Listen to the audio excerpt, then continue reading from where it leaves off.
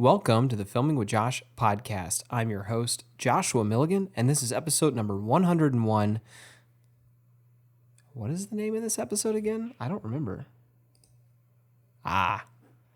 This is episode number 101, Sticking with the Camera Brand. This is the Filming with Josh podcast, brought to you by Rustic River Media. Welcome to the videographer's home for tips, tricks, and how to make flicks. Welcome to another video podcast / normal podcast, depends on where you're watching this, of the Filming with Josh podcast. That is a mouthful. If you are new to the podcast, I want to thank you for joining today. If you are watching this on YouTube, please know that we are also on Apple, Google Play, Podbean, and Spotify, so you can listen while you're driving down the road. And if you are watching it on one of those platforms, do know that this is our second video podcast since, as of episode 100, which is the last episode, we have moved over to doing video podcasts moving forward. So if you want to watch this podcast, you can go to YouTube and look for the Filming with Josh podcast under the Rustic River Media YouTube page. By the way, my YouTube is a disaster, my YouTube channel. I've never really posted much on YouTube. I think I have a bunch of old stuff on there. I don't even know if I have much stuff. I don't know. I obviously need to clean house on my YouTube channel and take control of it. It's just not something I ever really do much of. I'm not much of a YouTuber. It's not really my thing. I don't ever want it to be my thing. It's just not my thing. I want to stay in my lane. That is a kickback to last week's podcast episode, but I digress. Either way, go to YouTube, subscribe to the channel, and you should start seeing some new content, including our new video podcast. If you are new to the Filming with Josh is your home for tips, tricks, and how to make flicks. Here on the podcast, we talk about all things video, from script writing and storyboarding to how to price your work. We talk about it all on this podcast. We also have a Facebook group called Filming with Josh, so be sure to go over to Facebook, type in Filming with Josh, and ask to join the group today. The Filming with Josh Facebook group is a continuation of this podcast and is also a place where you can go and share your work, ask for feedback, and things of that nature. So go to Facebook, type in Filming with Josh, and ask to join the group today. So I did not do a podcast last week. We're a couple weeks off, and that's because I was at Stephen F. Austin State University, where I went to college, shooting 5 videos for an upcoming series that I'm doing for them. In fact, that's what I have on my screen in front of me right now, and is a DaVinci Resolve project file. I don't know if you can see that. Let me see if I can move the camera here. For those of you watching, you can see that. But yeah, essentially, I am working on a series of videos for Stephen F. Austin State University. These are kind of to honor some donors at the university, and this project we shot for 5 days last week, 17 interviews. We did 17 interviews in like 3.5 days, just under 4 days. And then the rest of the time I shot supporting footage. I also shot a commercial project for their College of Business last year, so I have a bunch of video footage on file. So I'm combining some of last year's video content with a lot of stuff I shot this time, because there's a lot of footage I did not use last year.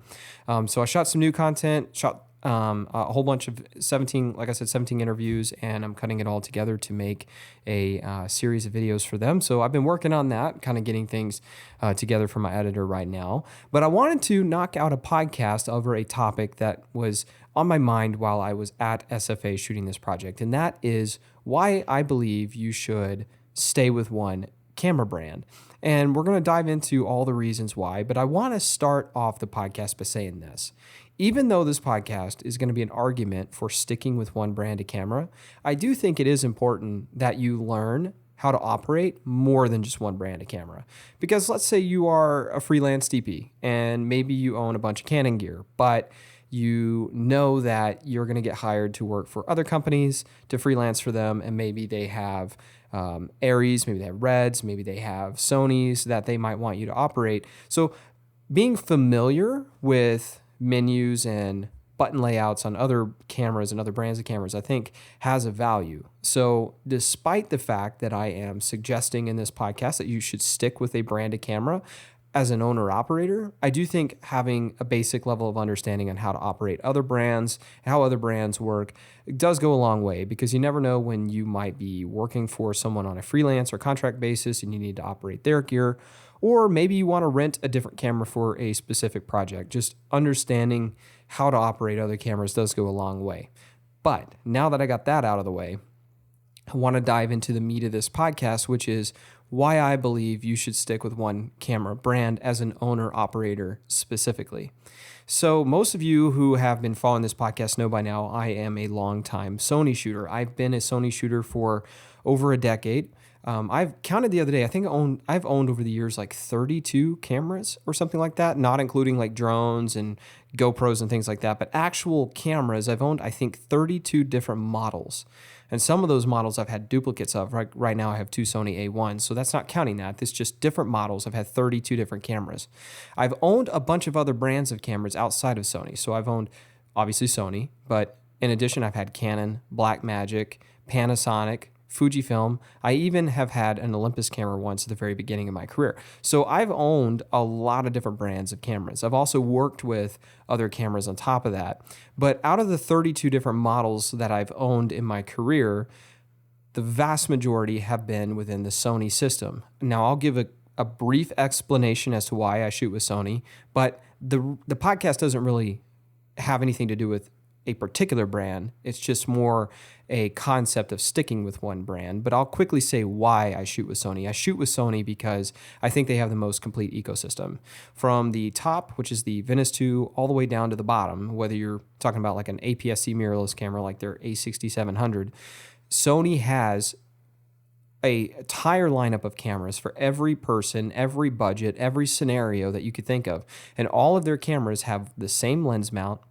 All of their modern cameras have the same color science, and all of their cameras can shoot 10-bit video or higher if you go up to their higher-end cameras, and all of their cameras have the ability to shoot an S-Log3, S-Gamma 3.Cine, again, talking about their more modern versions. But whether you buy a Venice 2, a Burano, an FX9, an FX6, an FX3, an FX30, an A7S3, an A1, an A7 R5, an A7 IV, an A6700, an A9 III that just came out. It doesn't matter what model you buy, they all are going to be based on the Sony E-mount system. They're all going to have S-Log3. They're all going to have a similar color science, and they're all going to be able to shoot 10-bit or higher video today. So no matter what your budget is and no matter what your project is, Sony's got a camera for you. That's why I don't own other brands of cameras, or partially why I don't own other brands of cameras, because if I needed something better than what I currently have, I would just get a higher end model within the same ecosystem. So if I, as an owner operator, I own an a FX6 and FX3, and 2 A1s. Those are my 4 cameras I own. But if I had a project where I wanted something more than that for some reason, maybe more color fidelity in post, and I wanted to rent a different camera, I wouldn't jump brands. I would stay within the same brand. I would go to the Burano or the Venice or Venice 2. And all of those cameras have the ability to run E-mount, and all of those cameras have a similar color science and similar menu structure and similar log curve to what I already own. So if I go and rent a Burano or a Venice 2, for example, I'm going to stay within the same ecosystem I already have. So a lot of my accessories will still work, and I will still have a basic understanding of the menu layout and the buttons and features, because it's just a different model within the same ecosystem. And I'm a huge believer of that. So if I wanted to work on a project and for some reason wanted to get a bigger camera that can have more color fidelity, I would stay within the same ecosystem. I wouldn't jump ship and go to like Area Red or something like that, because I don't need to. I know my camera brand. Now, again, as I stated at the very beginning of this podcast, I do think that there is a valid reason for knowing how to operate other brands of cameras, because again, you never know on a contract basis when you might need to operate another brand of camera, whether you're renting it or working for someone else. But as far as myself and my projects that we do here in Rustic River Media under my company, we're going to stay within one system. And it's because of multiple reasons. One is the fact that what I just said, if we move up in the system to like the Burano, the Venice 2, for example, all the accessories and things will still work, the menus will still work, etc. But the other is, and this is, in my opinion, one of the most important aspects of staying within one brand, is the fact that the experience level that you get when you work with one brand goes a long, long, long, long way. I know my cameras inside and out. When I was on this shoot last week at Stephen F. Austin, I worked with, I don't think I ever pulled one of my A1s out, but I did work with my FX6 and my FX3. And I've had my FX6 for over 2.5 years now. I had an FS7 and FS7 Mark II before that. So the FX6 is obviously different than the FS7, but a lot of how the FX6 works is based off of the older FS7 model. So I'm very comfortable with my FX6 because I had the FS7 before it. I've been working, I got my first FS7 back in like 2016. So that's like, man, what is that? It's 2023 now. That's like 8.5 years or so that I've worked with the Sony F series of cameras. And so because of that, I understand so much about it. I have a lot of experience. I know the menus and the options and what they mean. And I know where things are. I know the strengths of these cameras. I know the weaknesses of these cameras. And so when I was on that shoot last week, whenever I picked up my FX6, my fingers knew where all the buttons were. My mind knew where every option in the menu was. I knew everything that I needed to know about that camera. I never had to think about anything. It allowed me to just free myself up to be creative and just to work on the project and focus more on directing and working with talent and working with the other people that were involved in the project rather than have to dig through menus to find something. Same with my FX3, right? Like I shot with it a lot as well as a B cam on that project. I use it also a lot on my gimbal for certain things and for some time-lapse stuff. And the FX3, I've been shooting with it for a couple of years now. So I know that camera inside and out as well. I know its menus. I know where all the settings of things are. So for me, it's very, very easy to operate these two cameras.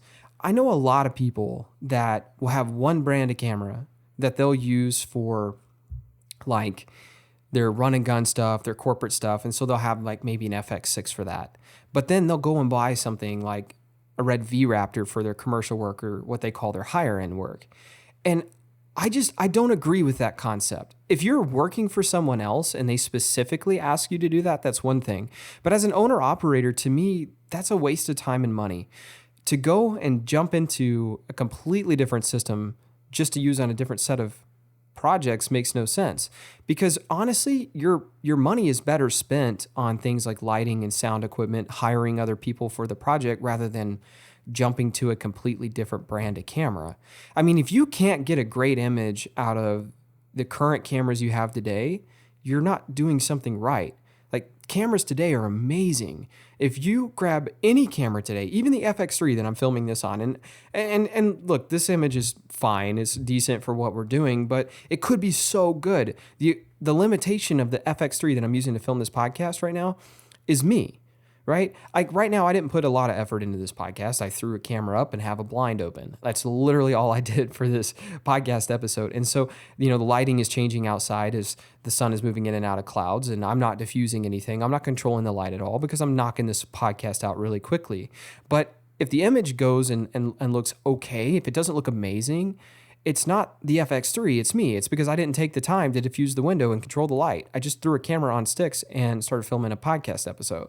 So the limitation here isn't my camera. I wouldn't go buy a bigger camera to have a better podcast. I would just do a better job with what I'm working on, right? I would do a better job of controlling lighting and shaping light and paying attention to the framing. I would add light behind me if I really, really cared, but I don't because it's a podcast episode. But the limitation here on this podcast, or the quality of it, is not the camera I'm using. It's me and how much effort I put into it. So the same is true with any project you do. Whether you're doing a run and gun event project with an FX6 or whether you want to take the FX6 and go shoot a $50,000 commercial, the limitation isn't the camera, it isn't the FX6, it's you, right? If you're running and gunning and you're shooting with available light, it's going to look completely different than if you go on a large commercial project and you take the time to light everything. You bring in a grip truck, you bring in a talent who actually knows what they're doing, not just grabbing your buddies and sticking them in front of the camera, There's a huge difference. And so like being able to play into how you shape light, play into the glass that you're using to film on, paying attention to set design, the clothing even that people wear, all of those things affect the image. So if you feel like you need a different camera to get a different quality of product, 9 times out of 10, it's just you and the amount of work and effort you're putting into the camera. Now, does that mean that, or putting into the image in front of the camera rather. Now, does that mean that more expensive cameras don't have a place? No, of course not. I mean, the Venice 2, the Venice, even the Burano, for example, from the Sony ecosystem perspective, they obviously have a little more color fidelity because they can shoot to a stronger codec. They can handle a little bit more post-grading flexibility. But the amount of people that genuinely need to jump to those cameras for a project is very slim. And if you took a camera like the Venice 2 and you lit a scene creatively and you paid attention to the small details and then you slotted in an FX3, which I'm using right now to film this podcast, next to the Venice 2, the two images are going to look very, very similar. The Venice 2 cost way more money than the FX3. And yes, it's going to have more color fidelity and a little bit more room to massage the image in post. But the reality is that if you do a good job of lighting, you don't have to massage your image a lot in post, right? You should be paying attention to what you're doing in front of the camera. So the truth is if you take a Venice 2 and you slot a beat cam as an FX3 and as a beat cam on a shoot right next to it, the image is going to look largely the same between the two cameras. There will be some differences, but to 90% of people out there, they won't be able to see the difference because at the end of the day, what really matters is what you're doing in front of the camera, not the camera itself. Again, there are specific reasons to have different cameras. Like if you are shooting wildlife and you specifically need high frame rate options with high resolution crop options, you might look at something like the Red V-Raptor Rhino Edition, which is a Super 35 camera that's got a lot of different frame rate and resolution options. It's great for filming wildlife. So there's a specific reason to have a camera like that. But 9 times out of 10, you don't need a different camera to produce a different quality product. You just need to put a little bit more effort into what you're doing in front of the camera. And maybe you spend the same amount of money, but you spend it on lighting and sound and things like that, all of which are going to give you a better product than a new camera will. I believe and come from the theory that if you stick with one brand of camera and you get to know it inside and out, you learn everything about that camera, you will be better in the long run for it than simply having a bunch of different brands of cameras. Oh, I'm going to shoot Red for this type of project and Sony for this type of project. And for my photography, I'm going to shoot Canon. I literally know people who do that, and that makes absolutely no sense to me. Stick with one brand of camera, get good with it, know everything there is to know about that camera, learn it inside and out, spend years with that camera. I want to have my FX6. I have my FS7s for 5 years. I want to have my FX6 for longer than that. I want to have my FX3 for longer than that because these cameras are good enough for pretty much anything I'm ever going to do. Even my really high-end projects where we're putting a lot of money into the final product, I'm not worried about the cameras. I don't think either of these cameras are going to be a limitation to me. I'm spending more time and energy and taking that money and focusing it more on the actual production, not just the cameras. The cameras are not the limiting factor. It's where I'm putting my time and effort and money elsewhere that matters the most. So I don't believe that these cameras are a limitation at all in any way, shape, or form.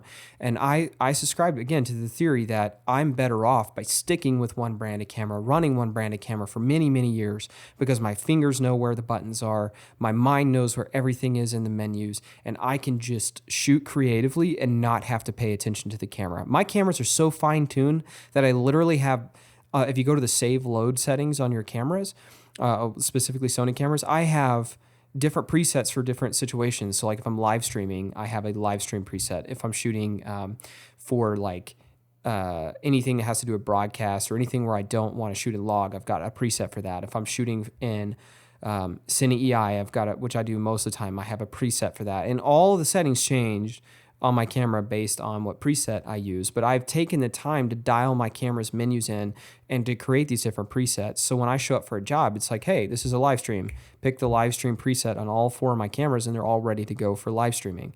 And all the settings and things are all dialed in perfectly. And then I can just get to work. I don't even have to think about anything else because my cameras are ready to go. And when I'm leave the live stream and I hop in my truck and I drive 10 hours the other direction to go shoot a commercial project, I switch to the Cine EI preset on my cameras and they're ready to go as soon as I get there. And so I don't even have to think about it because I have everything so dialed in because I spend so much time with these cameras. I know them so well. They are a part of me. They are an extension of me. And when a camera becomes an extension of you, that's when I believe you become really good as a camera operator. And so again, I think it's important to know how to operate other cameras because you never know when you're going to have to. But as an owner operator, I think the the value of understanding your cameras and your tools inside and out, knowing where everything is in the cameras, understanding every feature and function, understanding how to dial them in. I think that goes way further than having a bunch of different brands because you think one brand is going to give you a better product than another brand. Learn your camera inside and out. Get really good with your camera and stick with it and spend your time, money, and energy on your bigger projects on the rest of the production, not the cameras. If you do that, I believe you'll create a better end product because you are a more experienced user. If someone hires me, they don't have to worry about me looking through the menus to figure out how to do something on my cameras because I know where everything is and I can get there instantly. And the value is sticking with one brand of camera. And I don't care what camera you shoot with. I don't care if you shoot with Canon or Nikon or Red or Blackmagic or whatever, but sticking with one brand of camera beyond just like a single camera, if you stick with an entire brand, it's going to carry, like the things you learn are going to carry with you from generation to generation. You know, there are a lot of people that used to shoot with Canon back in the day and they jumped ship to move over to Sony. And when they did that, they had to learn a whole new ecosystem. They had to learn where all the different things were in the menus and they had to figure out all the different buttons and stuff. But for people who stuck with Canon, generation after generation, they got to keep the same like menu structure for the most part, the same button layouts for the most part from body to body. So as they continued to grow in their career and new camera models came out, yeah, they might have a different camera than they did, last year, but the basics are still the same. The muscle memory is still largely the same. When an FX6 Mark II comes out or an FX8, I don't know what's coming out next, but let's just say another model comes out in 2-3 years, and let's say I get ready to buy that. It might be a different model than the FX6 that I'm really used to now, but I'm not going to have any issues transitioning because I understand the Sony menus, I understand the Sony layout, and everything that I know from Sony now will, for the most part, still be applicable to that next model, and then the model after that, and the model after that. Whereas if I just jumped ship and went to another brand or bought another brand and had two different brands, I would not develop that same kind of cohesiveness. I think that kind of cohesiveness, that kind of level of understanding of a camera makes you a better camera operator and takes that off your plate on a shoot, so you're not trying to figure things out. You know where everything is because you've been shooting with the same stuff essentially for a decade or more. I've been shooting with Sony, like I said, for over a decade. Things have changed over the last decade, but a lot of the principles are still the same. And so I have no issues today operating the cameras because I've grown with them for over 10 years. I know them inside and out. And yeah, if you grabbed a camera I had 10 years ago from Sony and you compare it to the one I have today, there are definitely some changes, but I've grown with the system. I know the system inside and out, and I'm a better shooter for it. And I can spend more time on set focusing on the other things that I believe matter far more than the camera. So I am a fan of sticking with one brand of camera. And if you are listening to this podcast and you've been kind of contemplating getting another camera so that you can have a different model for different situations or different brand for different situations, I want to encourage you not to do that. Stick with what you have. Or if you truly want something different, stay within the same ecosystem so everything continues to work cohesively and so that you can be a better camera operator. Don't go chasing different brands because you think it's going to give you a better product. Learn how to do things right in front of the camera and put your time and money there. And if you truly need a different model for a situation, do your best to stay within brand and go to something like, if you're a Sony shooter, go to something like a Burano Venice or Venice 2. Don't go to an entirely different brand because it's going to somehow magically make your work better, because it's not. You become good with the camera, you become cohesive with the camera, and you will truly become a great camera operator. That's my theory. Anyways, thanks guys for listening to this podcast. I hope you enjoyed it. If you are not yet subscribed, be sure on one of the various platforms to subscribe to the podcast. And if you wouldn't mind, please rate the podcast. Let me know how you like it, whether you really like it or whether you don't. If you, for some reason, don't like the podcast, let me know. You can always shoot me an email at josh@rusticriver.media. And be sure to go and join the Filming with Josh group on Facebook. I'll see you all there. To learn more about Rustic River Media, visit us online at rusticriver.media. Thanks for listening to the Filming with Josh podcast. Catch every episode by hitting subscribe today.